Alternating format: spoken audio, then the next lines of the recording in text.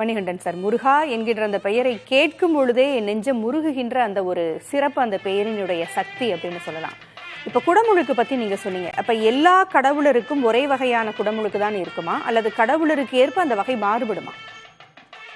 ஆன்மீக அன்பர்களே, முதலில் உங்களை பாராட்டுவதற்காக இல்லை, என் தங்கை பூங்குழலியை நான் நன்றி சொல்ல கடமைப்பட்டிருக்கிறேன்.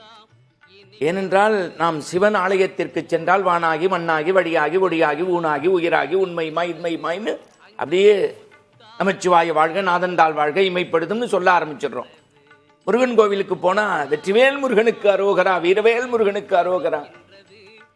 விநாயகர்கிட்ட போனால் பிள்ளையார் பிள்ளையார் பெருமை வாய்ந்த பிள்ளையார் ஆற்றங்கரை ஓரத்திலே அரச மரத்தினிலேன்னு பிள்ளையார் பாட்டை சொல்ல ஆரம்பிச்சிடுறோம்.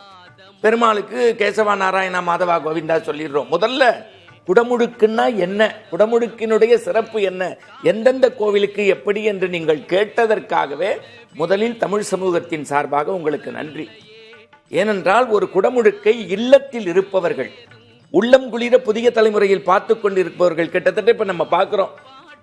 பல்வேறு மடாதிபதிகள் சிருங்கேரியை சேர்ந்தவர்கள் வந்திருக்கிறார்கள். 2 தினங்களுக்கு முன்பு காஞ்சி மடாதிபதி அவர்களுக்கு சிறப்பு பூஜைகள் செய்து பிரசாதங்களை அனுப்பி வைத்திருக்கிறார்கள்.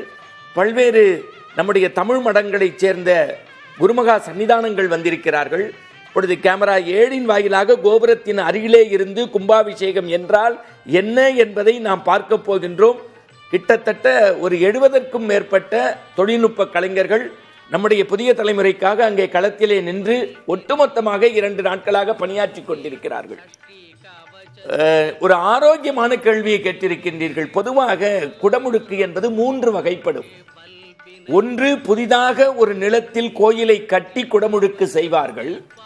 அந்த கட்டிய கோவிலில் இருக்கக்கூடிய கடவுளுக்கு இப்ப மாதிரி சிசிடிவி கதவு இல்லாத காலத்துல விஷ ஜந்துக்கள், பாம்பு தேடு பூரான் போன்றவர்கள் தீண்டிட்டா 4 நட்சத்திரம் பார்க்கறது இல்லை. இப்ப சகோதரி இன்னைக்கு என்ன 4 நட்சத்திரம்னு சொன்னாங்களே, அப்படி எதையும் பார்க்க வேண்டிய அவசியம் இல்லை.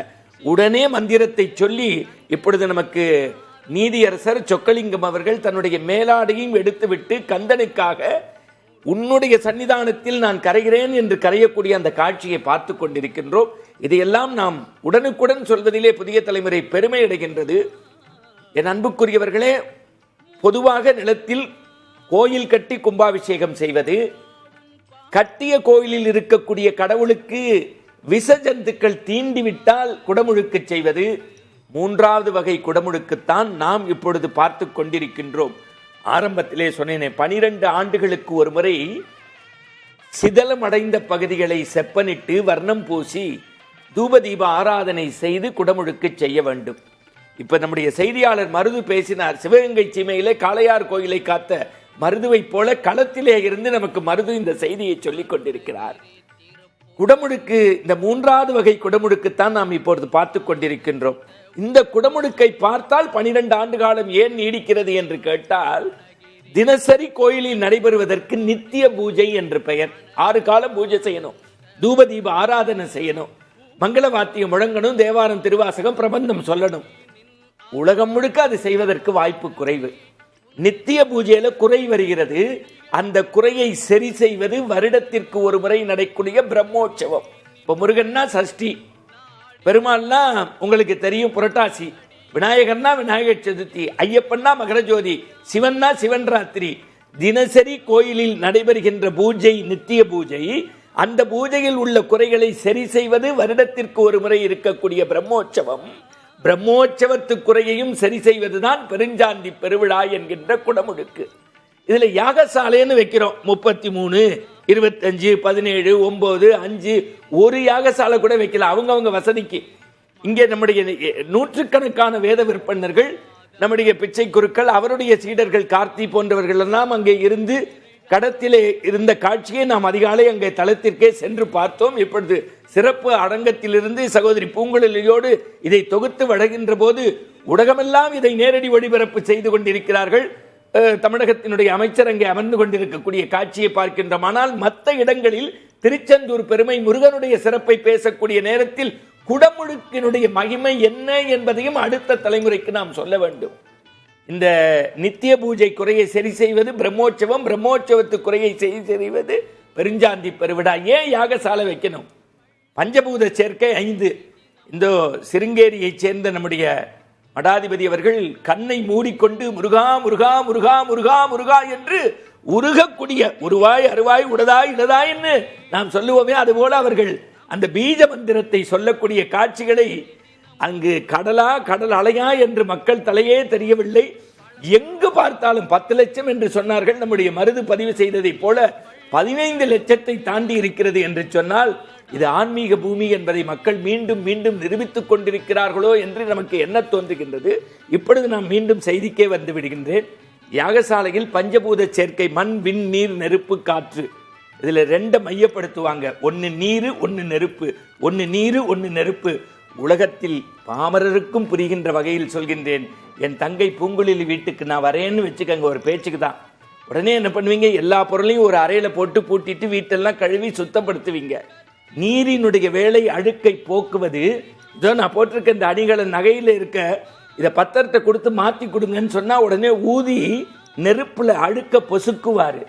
நெருப்பினுடைய வேலை அழுக்கை பொசுக்குவது, நீரினுடைய வேலை அழுக்கை அகற்றுவது. நம் மனதில் இருக்கக்கூடிய அழுக்கை பொசுக்கவும் அகற்றவும் தான் நீரையும் நெருப்பையும் யாகசாலையில மையப்படுத்துறாங்க.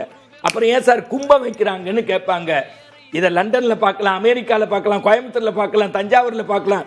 இப்ப பெங்களூர்ல இருந்து ஹரிராம்னு ஒரு சகோதரர் நமக்கு தொலைபேசியில் தொடர்பு கொண்டு வாட்ஸ்அப்ல போடுறாங்க, நாங்க திருச்செந்தூருக்கே போன மாதிரி இருக்கு. புதிய தலைமுறை ஆன்லைன் எடிட்டருக்கும் சிமிஜிபிக்கும் நன்றி சொல்லுங்க. கேமராவை மேலே இருந்து காட்டுறாங்க, இவர் ஆடியன்ஸை காட்டுறாரு. நாங்க திருச்செந்தூர்ல இருக்கோமா பெங்களூர்ல இருக்கோமான்னு தெரியலங்கிறாங்க.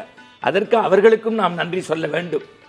இந்த குடமுழுக்கினுடைய சிறப்பு என்ன? இப்ப ஒரு கும்பத்தை பாருங்க யாகசாலையில, அதுக்கு மேல என்ன இருக்கும் சகோதரி? தேங்காய் இருக்கும். தேங்காய் தான் இறைவனுடைய முகம். தேங்காயில கண்ணு இருக்கும், அதுதான் முருகப்பெருமானுடைய கண்ணு. அடுத்த வார்த்தை நீங்க கேட்கலாம், நமக்கெல்லாம் தலையில முடி இருக்கே சார், முருகப்பெருமானுக்கு முடி உண்டா? கீழே உள்ள மாவிளை தான் இறைவனுடைய சடை முடி. சரி, உடம்புல ரத்தம் இருக்கே சார், முருகனுக்கு எங்க ரத்தம்னு நீங்க கேட்பீங்க. உள்ள இருக்கக்கூடிய தண்ணி தான் ரத்தம். அது சரி சார், தாது பொருள். இதோ நம்முடைய ஜப்பான் நாட்டை சேர்ந்த ஒரு மடாதிபதியும் நம்முடைய தமிழ் சமூகத்தை சேர்ந்த சைவ மடாதிபதியும் அங்கே பேசிக் கொண்டிருக்கிறார்கள். நாங்கள் அங்கிருந்து கடல் கடந்து வந்ததனுடைய நோக்கம், கடல் அடையிலே இருக்கக்கூடிய இந்த கந்த பெருமானை, இந்த வெற்றிவேல் முருகனை, வீரவேல் முருகனை, விராலிமலை முருகனை, குமரமலை முருகனை, குன்றுதோறும் இருக்கக்கூடிய குமரனை, சுவாமிமலை முருகனை, அப்பனுக்கே பாடம் சொன்ன சுப்பனை, தெய்வ சிகாமணியை. முருகன்னாலே அழகுந்தாங்க பேரு. எல்லாருக்கும் சொல்றேன், நீங்க வாழ்க்கையில அழகா இருக்கணும்னா முருகு முருகு முருகு முருகு முருகான்னு சொல்லுங்க, அழகு தானா வரும். இப்ப இந்த செய்தியை சொல்லி முடிக்கிறேன். இறைவனுடைய முகம், இறைவனுடைய கண்ணு, தலைமுடி, மாவிளை, உள்ளே இருக்கக்கூடிய தண்ணி, ரத்தம், உள்ளே போடக்கூடிய பொருள் தாது பொருள். இப்ப அப்படியே கும்பத்துக்கு உருவம் கொடுத்தாச்சு. இப்ப நீங்க கேட்கலாம், எலும்பு நரம்பு எங்க சார்னு. வெளியில ஜிக்ஸாக்கா நூல் சுத்தி இருக்காங்கல்ல, அதான் எலும்பு நரம்பு. எப்படி சார் உயிர் கொடுப்பாங்கன்னா, நான் இந்த சிறப்பு அரங்கத்தில் திருச்செந்தூர் நிகழ்வை நூற்றுக்கணக்கான ஊடகங்கள் இன்றைக்கு நேரடி ஒளிபரப்பு. ஆனால் நான் சத்தியத்திற்கு சாட்சியம் சொல்கின்றேன், எந்த காலத்திலையும் நீங்க எடுத்து இந்த டேப்பை போட்டு பாருங்க, குடமுழுக்குன்னா என்னன்னு தெரிஞ்சு இன்னைக்கு பார்க்க போறாங்க. நான் பேசுவது மின்சாரம் என்கின்ற மின்கடத்தின் வாயிலாக லைவ்ல போது, அதே மாதிரி வேத விற்பனர்கள் தர்பங்கிற மின்கடத்தி வாயிலாக கும்பத்திற்கு உயிரை கொடுத்து அந்த கும்பத்தை 6:05 மேல் 6:50 தலைமை சிவாச்சாரியார் ஏதோ தலையில் சுமக்க மங்கள வாத்தியம் சொல்ல 15 லட்சத்திற்கு மேற்பட்டவர்கள் அங்கிருந்தும் கோடிக்கணக்கானவர் புதிய தலைமுறையிலிருந்தும் முருகா முருகா என்று சொல்லி கும்பத்து தண்ணியை கும்பத்தில் ஊற்றினால் அதற்கு பெயர் கும்பாபிஷேகம். கும்பத்து தண்ணியை கும்பத்தில் ஊற்றினால் அதற்கு பெயர் கும்பாபிஷேகம். ஒரு கும்பாபிஷேகத்தை பார்த்தால் 12 ஆண்டு ஆயுள் நீடிக்கிறது. அதற்கான பெருமையை தந்தது புதிய தலைமுறையை, அதை இணைத்தது என் தங்கை பூங்குழலி, அதற்கான உதவி செய்தது என்னுடைய கேமராமேன், எடிட்டர்கள். வெற்றிவேல் முருகனுக்கு அரோகரா. அடுத்த செய்தியோடு அருமை தங்கையோடு இணைவேன். காத்திருங்கள், உங்கள் புதிய தலைமுறை.